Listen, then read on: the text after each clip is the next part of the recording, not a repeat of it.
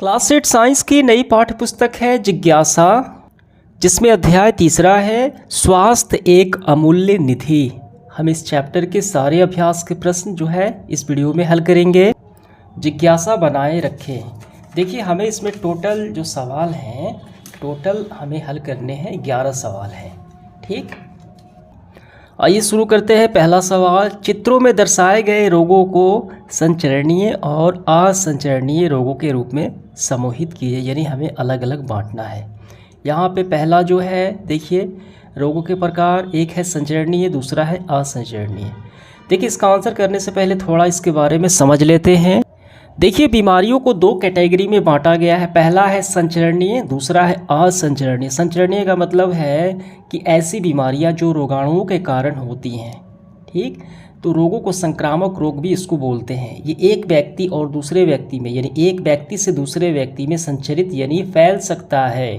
जैसे typhoid, dengue, flu, चेचक, Covid, ये सारे क्या है, संचरणीय बीमारियां हैं। इसके माध्यम भोजन के माध्यम से, मच्छर या कीट द्वारा, हवा के माध्यम से या अप्रत्यक्ष संपर्क से ये फैलती हैं। ध्यान देना है, संचरणीय बीमारियां। और दूसरी तरफ असंचरणीय बीमारियां, जो देखिए यहाँ पे कुछ रोग जैसे कैंसर, मधुमेह, अस्थमा रोग जनकों के कारण यानी किसी बैक्टीरिया के कारण नहीं फैलते, यानी रोगाणुओं के कारण नहीं फैलते, रोग जनकों के कारण नहीं होते और एक व्यक्ति से दूसरे व्यक्ति में नहीं फैलते हैं। ये सामान्यतः जीवन शैली, आहार एवं पर्यावरण से जुड़ी होती हैं। ये बीमारियां हैं कर्क रोग, मधुमेह और अस्थमा। देखिए, यहाँ पे कुछ संचरणीय बीमारियां यहाँ पे दी गई हैं। जो सवाल में है सर्दी जुकाम, छोटी माता, ये दोनों विषाणु से होते हैं, यानी एक व्यक्ति से दूसरे व्यक्ति में ये सारे फैल सकते हैं। ये आपको ध्यान रखना है। तो चलिए आप शुरू करते हैं सवाल। तो पहले सवाल में हमें संचरणीय और असंचरणीय बीमारियों के वर्गों में बांटना है। ठीक है, हमें इसके देखिए बैक्टीरिया विषाणु से ये कौन सी फैलती है कौन सी नहीं, ये हमें नहीं बताना है, सिर्फ हमें वर्गों में बांट देना है। तो यहाँ पे गौर कीजिए, सर्दी, ये टाइफाइड और ये हो गया छोटी माता, ये हो गई संचरणीय बीमारियाँ ये तीनों। और मधुमेह और अस्थमा यानी दमा, ये हो गई असंचरणीय बीमारियाँ, ये फैलती नहीं है। ठीक है, तो आइए इसको बांटते हैं। इसका आंसर हम ऐसे करेंगे, संचरणीय में देखिए सर्दी जुकाम और फ्लू, ठीक, दूसरे में आंत ज्वर या टाइफाइड, ये हो गया, और तीसरे में छोटी माता यानी चिकन पॉक्स, और असंचरणीय में मधुमेह और अस्थमा, ये दोनों। तो इस तरीके से पहला सवाल हल हो जाता है। दूसरा सवाल है, रोगों को व्यापक रूप से संचरणीय और असंचरणीय रोगों के रूप में वर्गीकृत किया जा सकता है। नीचे दिए गए विकल्पों में से असंचरणीय रोगों को पहचानिए। अभी हमने देखा अस्थमा और मधुमेह असंचरणीय बीमारियां हैं। ठीक, जो अनियमित जीवन शैली, हार्मोन के इनबैलेंस और कुछ पर्यावरणीय कारकों की वजह से ये फैल जाती हैं, या आंतरिक गड़बड़ी की वजह से फैल जाती हैं। तो अस्थमा और मधुमेह कौन सा है, ये दूसरा और ये तीसरा, यानी ऑप्शन नंबर बी बिल्कुल सही होगा हमारा। ठीक है, अब इसके बाद तीसरा सवाल है, आपके विद्यालय में फ्लू का प्रकोप हुआ है। देखिए, सर्दी जुकाम और इन्फ्लुएंजा यानी फ्लू जो है ये विषाणु से होते हैं, श्वसन तंत्र की बीमारी है। इसके लक्षण हैं, कैसे फैलते हैं, एक व्यक्ति से दूसरे व्यक्ति में ये आसानी से फैल जाते हैं। ठीक है, तो चलिए देखते हैं। तो विद्यालय में फ्लू का प्रकोप है, आपके अनेक सहपाठी अनुपस्थित हैं, यानी नहीं आए हैं, जबकि कुछ खांसते हैं और कुछ छींकते हुए विद्यालय आ रहे हैं। तो पहला सवाल आपको क्या देखना है इसमें, संक्रमण को और अधिक फैलने से रोकने के लिए विद्यालय द्वारा तत्काल क्या उपाय किए जाने चाहिए। देखिए, सर्दी खांसी और फ्लू जो है ये संचरणीय बीमारियां हैं, हमने अभी देखा। तो क्या उपाय करनी चाहिए ताकि अन्य विद्यार्थियों को ये ना फैले। इसका आंसर लिखेंगे हम, विद्यालय द्वारा निम्नलिखित उपाय किए जाने चाहिए। पहला, फ्लू के लक्षण वाले विद्यार्थी को घर भेजा जाए और आराम करने की सलाह दी जाए। दूसरे, कक्षा में शौचालय और सामान्य स्थानों को साफ एवं कीटाणु रहित किया जाए। तीसरे में विद्यार्थियों और शिक्षकों को मास्क पहनने और बार बार हाथ धोने को कहा जाए, यानी मास्क पहन सकते हैं, या जब छींके तो उस समय रुमाल से मुंह ढक सकते हैं। चौथे पॉइंट में, कक्षा डेस्क हैंडल, जो दीवार देखिए जो दरवाजे के हैंडल होते हैं शौचालय के, बाथरूम वगैरह के, मेन डोर के, उसको नियमित साफ सफाई की जाए। तो ये पॉइंट आपको चारों लिख लेने हैं इसके बचाव में। अगला सवाल है दूसरा, यदि आपके साथ बेंच पर बैठे किसी सहपाठी में फ्लू के लक्षण दिखने लगे तो आप उन्हें दुख या ठेस पहुंचाए बिना, ठीक है, यानी ऐसे बात कि उसको तकलीफ़ न लगे, कैसे प्रतिक्रिया देंगे? तो देखिए इसका उत्तर हम ऐसे करेंगे, मैं सहपाठी से प्यार से कहूँगा, दोस्त तुम्हें बुखार और खांसी लग रही है, क्या तुम ठीक हो? मेरे विचार से तुम्हें शिक्षक को बताकर घर जाकर आराम करनी चाहिए ताकि तुम जल्दी ठीक हो जाओ। चिंता मत करो, मैं बाद में नोट्स शेयर कर दूंगा। इस तरह बिना शर्मिंदा किए सहानुभूति के साथ उसकी मदद की जा सकती है। ठीक, इसका आंसर हो गया। तीसरा है, इस स्थिति में आप स्वयं को और दूसरे को संक्रमित होने से कैसे बचा सकते हैं? इसका उत्तर लिखेंगे हम, मैं नियमित रूप से हाथ धोऊंगा, मास्क पहनूंगा, छींकते समय नाक मुंह को ढकूंगा, अपनी बोतल, रुमाल या तौलिया किसी के साथ साझा नहीं करूंगा और जो बीमार साथी हैं उनसे बहुत नज़दीक संपर्क रखने से बचूंगा। ठीक है, तो ये आपका उत्तर हो गया। इसके बाद देखिए फोर्थ पार्ट में क्या करनी है आपको। अगला सवाल है चौथा, आपका परिवार ऐसे स्थान पर यात्रा की योजना बना रहा है जहां मलेरिया का प्रकोप है जो मच्छरों के काटने से फैलता है। ठीक है, इसके वाहक हो गए। तो पहला, दूसरा और तीसरा सवाल का हमें आंसर करना है। पहला है, यात्रा के पूर्व यानी यात्रा करने के पहले, यात्रा के समय जब यात्रा कर रहे हों और यात्रा के बाद यात्रा करके घर जब लौट आएँ तो आपको कौन कौन सी सावधानियां रखनी चाहिए। तीनों स्थिति में हमें ये सावधानियां बतानी हैं। सबसे पहले देखिए इसका आंसर करेंगे, यात्रा से पहले मलेरिया प्रभावित क्षेत्रों की जानकारी लेनी चाहिए, आवश्यक दवाएं और मच्छर रोधी साधन साथ रखनी चाहिए। यात्रा के समय पूरे बांह के कपड़े पहनने चाहिए, मच्छरदानी का उपयोग करनी चाहिए और मच्छर प्रतिकर्षी लगाने चाहिए ताकि मच्छर भाग सके। और आखिरी में, यात्रा के बाद यदि बुखार, ठंड लगना या कमजोरी महसूस हो तो तुरंत डॉक्टर से जांच करानी चाहिए। ठीक है, इसका आंसर हमने कर दिया। दूसरा है, आप अपने भाई या बहन को मच्छरदानी या मच्छर प्रतिकर्षी का महत्व कैसे समझाएंगे? तो इसका आंसर हम कैसे करेंगे, मैं उन्हें समझाऊंगा कि मलेरिया मच्छरों से फैलता है। यदि हम मच्छरदानी में ना सोएं या मच्छर प्रतिकर्षी का उपयोग ना करें तो मच्छर हमें काटेंगे और हम बीमारी से बचे रहेंगे। ठीक है, उपयोग करेंगे तो मच्छर हमें नहीं काटेंगे, हम बीमारी से बचे रहेंगे, इसलिए ये हमारी सुरक्षा के लिए बहुत ज़रूरी है। तो ऐसे हम बताएंगे, समझा। तीसरा है, यदि ऐसे क्षेत्रों में यात्री स्वास्थ्य सलाह की अनदेखा करते हैं जहां मलेरिया का प्रकोप है तो क्या हो सकता है? उत्तर लिखेंगे, यदि यात्री सावधानियां नहीं बरतेंगे तो उन्हें मलेरिया हो सकता है। उन्हें तेज़ बुखार, कमजोरी, कपकपी और गंभीर स्वास्थ्य समस्याएं हो सकती हैं। साथ ही रोगों का फैलाव भी बढ़ सकता है। ठीक, तो ये आपका पूरा हुआ। इसके बाद पांचवा सवाल देखिए क्या है। आपके चाचा जी ने अपने मित्र की संगत में पढ़कर धूम्रपान यानी स्मोकिंग करना आरंभ कर दिया है, जबकि यह सर्वविदित है कि धूम्रपान स्वास्थ्य के लिए हानिकारक हो सकता है और मृत्यु का भी कारण बन सकता है धूम्रपान का करना। देखिए, इससे संबंधित 3 सवाल हैं। आप उन्हें ठेस पहुंचाए बिना उनसे ऐसा क्या कहेंगे जिससे कि उसे इस आदत को छोड़ दे धूम्रपान करना? तो हम इसका आंसर कैसे करेंगे, मैं उनसे विनम्रता से कहूँगा कि धूम्रपान से फेफड़े खराब होते हैं, हृदय रोग और कैंसर जैसी गंभीर बीमारियां हो सकती हैं। मैं उनसे कहूँगा कि वे अपने स्वास्थ्य और परिवार के बारे में सोचते हुए इस आदत का छोड़ने का प्रयास करें। ठीक, दूसरे, यदि आपके मित्र ने पार्टी में आपको धूम्रपान करने के लिए कहा तो क्या करेंगे? तो मैं साफ विनम्रता से मना कर दूंगा कि मैं कहूँगा कि धूम्रपान स्वास्थ्य के लिए हानिकारक है और मैं ऐसी बुरी आदत नहीं अपनाना चाहता हूँ। तीसरा है, विद्यालय ऐसी हानिकारक आदतों से विद्यार्थियों को बचाने के लिए कैसे सहायता कर सकती है? तो विद्यालय देखिए जागरूकता कार्यक्रम चला सकता है, पोस्टर, भाषण, नाटक और परामर्श सत्र आयोजन कर सकता है। शिक्षक विद्यार्थियों को तंबाकू, मद्यपान यानी शराब, नशे के जो दुष्प्रभाव होते हैं उसको समझा सकते हैं और स्वस्थ जीवन शैली को अपनाने के लिए प्रेरित कर सकते हैं। ठीक है, ये हमारा हो गया। इसके बाद देखिए 6 नंबर सवाल क्या है।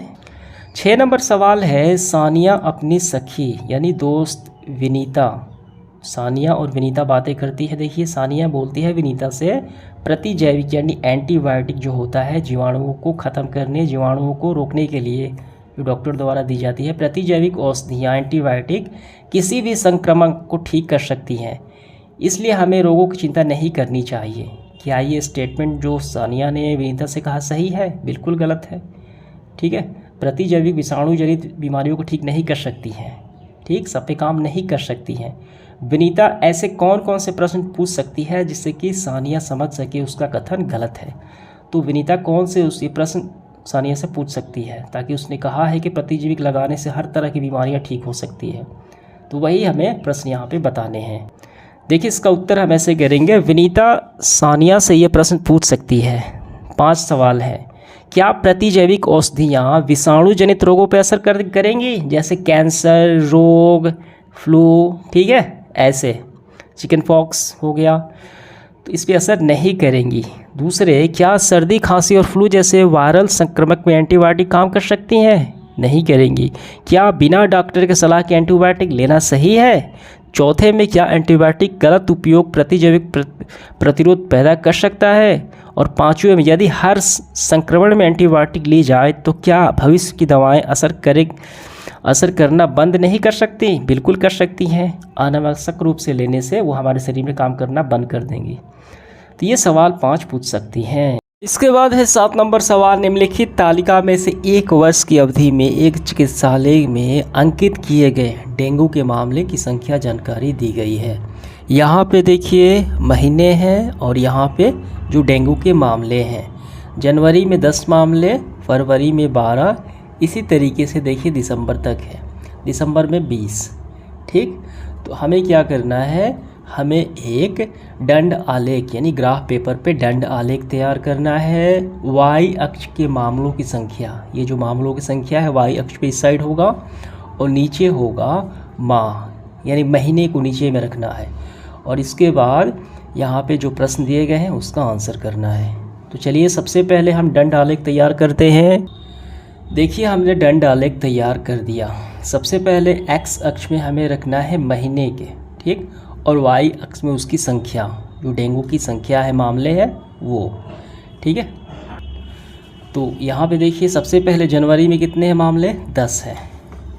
आपको गौर करना है, देखिए ये जो यूनिट हमने लिया 10-10 पे लिया, 10, 20, 30, 40, 50, 60, 70, ठीक, 70 तक, क्योंकि यहाँ पे मैक्सिमम 65 मामले हैं तो 70 में सब आ जाएगा। तो सबसे पहले जनवरी में कितने मामले हैं, 10 मामले हैं। देखिए ये हो गया 10, ये पूरा बन गया, ये हो गया जनवरी। और एक बात और ध्यान देना है, ये बीच है ये 5 है, और इसमें देखिए पॉइंट सी ऐसी लकीरें खींची गई हैं, इसकी संख्या 5 है, ठीक है। ये हो गया 10, ये 15, ये 20, और 15 और 20 में 5 जो है लकीरें हैं, 1, 2, 3, 4, 5, यानी 15 और 5 20, फिर ये 25, ये 30, 35, ठीक, और देखिए 35, 36, 37, 38, 39, 40, ऐसे 5 के। तो ऐसे हम इसको देख लेंगे। जनवरी में 10 मामले हैं, 10 हमने बना दिए दंड आलेख। फरवरी में मामले हैं, देखिए यहाँ पे देख सकते हैं 12 है, तो यहाँ तक तो 10 हुआ, 1 पॉइंट 2 पॉइंट, ये 12 हो गया। इसी तरीके से देखिए मार्च में कितने मामले हैं, मार्च में दिखाए गए हैं 15, यहाँ तक तो 10 है, ठीक, और ठीक इसकी ये मोटी वाली हो गई 15, ये हो गया मार्च की 15। अप्रैल में 18, देखिए 15, ये 3 पॉइंट आपको बढ़ना है, यहाँ तक तो 15 है, 16, 17, 18, ठीक है, 19, 20, 30, 18 है, 18 अप्रैल। मई में इसी तरीके से 22, जून में 40, जुलाई में 65, अगस्त और सितंबर में 65 मामले, तीनों माह में सेम है। फिर अक्टूबर में देखिए 30, नवंबर में 30 और आखिरी में दिसंबर में 20 मामले हो गए। तो ये तो आपको समझ में आ गया होगा, ऐसे ही आपको बना लेना है ये दंड आलेख, ठीक है। तो चलिए अब इसके सारे सवाल हल करते हैं जो पूछे गए हैं। पहला सवाल है इसमें, किन 3 महीनों में डेंगू के मामले सबसे अधिक थे? आप बताइए किन 3 मंथ में डेंगू के मामले सबसे अधिक थे? 65, 65, 65, जुलाई, अगस्त और सितंबर, ये 3 महीने हैं सबसे ज़्यादा है। इसका आंसर हम कैसे करेंगे?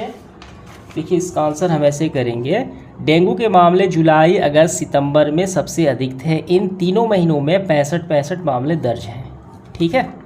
इसके बाद अगला सवाल देखिए क्या है, किस महीने अथवा महीनों में सबसे कम थे मामले? सबसे कम आपको कहाँ दिख रहा है? सबसे कम तो जनवरी में है, कितने मामले हैं? 10 मामले हैं। इसका आंसर हम क्या लिखेंगे? हम लिखेंगे सबसे कम मामले जनवरी में हैं, जो 10 मामले दर्ज हैं। इसके बाद अगला सवाल देखिए, पढ़िए। डेंगू के सर्वाधिक प्रकोप वाले महीनों में कौन से प्राकृतिक या पर्यावरणीय कारक इनके मामलों में वृद्धि के कारण बन सकते हैं? सबसे ज़्यादा कौन से महीने हैं? 3 महीने हैं। कौन से? जुलाई, अगस्त, सितंबर। तो ज़्यादा मामले होने के क्या वजह है? ठीक है, तो मामले बढ़ने के प्राकृतिक या पर्यावरणीय कारक, ठीक है, वो बन सकते हैं क्या, वो हमें बताने हैं। देखिए तीसरे का उत्तर हम ऐसे करेंगे, जुलाई, अगस्त और सितंबर वर्षा ऋतु महीने होते हैं, बारिश वाली होते हैं। इन महीनों में पानी जमा हो जाता है, जिससे कि मच्छरों का प्रजनन के लिए उपयुक्त स्थान बनते हैं। अधिक नमी, गंदगी और रुके हुए पानी के कारण डेंगू फैलाने वाले मच्छरों की संख्या बढ़ जाती है। तो इसी वजह से इन तीनों महीनों में सबसे ज़्यादा मामले दर्ज हैं, 65। इसके बाद चौथा सवाल इसमें क्या है, कुछ ऐसे निवारक उपाय सुझाइए जो समुदाय अथवा सरकार द्वारा ऐसे समय से पूर्व किए जा सकते हैं जब डेंगू के मामले सबसे अधिक होते हैं, ताकि डेंगू के प्रकोप को कम किया जा सके। तो आपको देखिए, आपको क्या करना है, मामलों जो डेंगू के मामले हैं कम हो सके, उसके कुछ निवारक उपाय हमें बताने हैं। इसका उत्तर लिखेंगे, समुदाय और सरकार को वर्षा ऋतु के पहले उपाय करनी चाहिए। घरों और नालियों में जमा पानी जो है वो नहीं होना चाहिए। नालियों और जल भराव वाले स्थानों की सफाई होनी चाहिए। मच्छरनाशक दवाओं का छिड़काव, लोगों को जागरूक करना, पूरी बाह के कपड़े और मच्छरदानी का प्रयोग करना। तो इस तरीके से हमने ये सॉल्व कर लिया। इसके बाद देखिए 8वां सवाल क्या है, कल्पना कीजिए कि आप एक विद्यालय स्वास्थ्य अभियान के प्रभारी हैं। इस भूमिका में आप संचरणीय जो बीमारियां एक स्थान यानी एक व्यक्ति से दूसरे व्यक्ति को किसी भी माध्यम, हवा, कीट के द्वारा फैल जाती हैं, और असंचरणीय बीमारियां, ठीक है, जैसे दमा, कैंसर, दोनों प्रकार की बीमारियां, रोगों को कम करने के लिए कौन कौन से मुख्य संदेश देंगे आप प्रभारी, विद्यालय प्रभारी के तौर पे? ठीक है, देखिए इसका आंसर हम ऐसे करेंगे, मैं विद्यार्थियों को ये मुख्य संदेश दूंगा। पहला, व्यक्तिगत स्वच्छता बनाए रखें, अपने शारीरिक, ठीक है, अपने शरीर की और अपने आसपास की। साबुन से हाथ धोने की आदत डालें। खांसते छींकते समय मुंह नाक को ढकें। स्वच्छ जल और स्वच्छ भोजन लें। मच्छरों से बचाव करें। टीकाकरण समय पर लगवाएं। जंक फूड कम खाएं और संतुलित आहार लें। ठीक, इसका आंसर हो गया।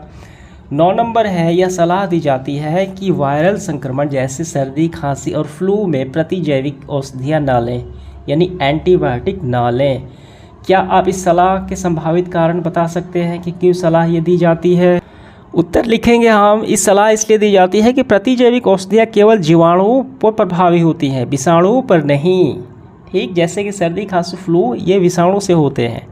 तो सर्दी, खांसी और फ्लू सामान्यतः वायरल संक्रमण है, इनमें एंटीबायोटिक लाभ नहीं करती। बिना आवश्यक एंटीबायोटिक लेने से जो प्रतिजैविक प्रतिरोध क्षमता है वो बढ़ जाता है। ठीक है, प्रतिजैविक प्रतिरोध क्षमता बढ़ जाता है, जिससे कि भविष्य में जब एंटीबायोटिक लेंगे तो वो काम नहीं करेगा। ठीक, जीवाणु रोग का उपचार में कठिन हो जाता है। तो इसका कारण यही है। अगला सवाल है 10 नंबर, किसी संक्रमित व्यक्ति के उत्सर्जी पदार्थ, मलमूत्र वगैरह द्वारा पेयजल के प्रदूषित होने पर गंदा पानी हो जाए पीने वाला, तो निम्नलिखित में से कौन से रोग फैलते हैं? यहाँ पे रोग दिया गया है, हेपेटाइटिस फैलता है कि क्षय रोग, ठीक, कि पोलियोमाइलाइटिस या हैजा या चेचक। इसका आंसर लिखेंगे, यकृत शोथ, हेपेटाइटिस ए, पोलियोमाइलाइटिस, हैजा, टीबी और चेचक के मामले प्रदूषित पेयजल से नहीं फैलते। ठीक, इसका आंसर हो गया। 11 नंबर है आखिरी सवाल, जब हमारा शरीर किसी रोगजनक रोगाणु का पहली बार सामना करता है तो हमारी प्रतिक्रिया है सामान्यतः वो कम होती है, परंतु वही रोगजनक पुनः सामना करना है तो शरीर की प्रतिरक्षा प्रतिक्रिया पहली बार की तुलना में कहीं अधिक प्रबल होती है। इसका कारण क्या है?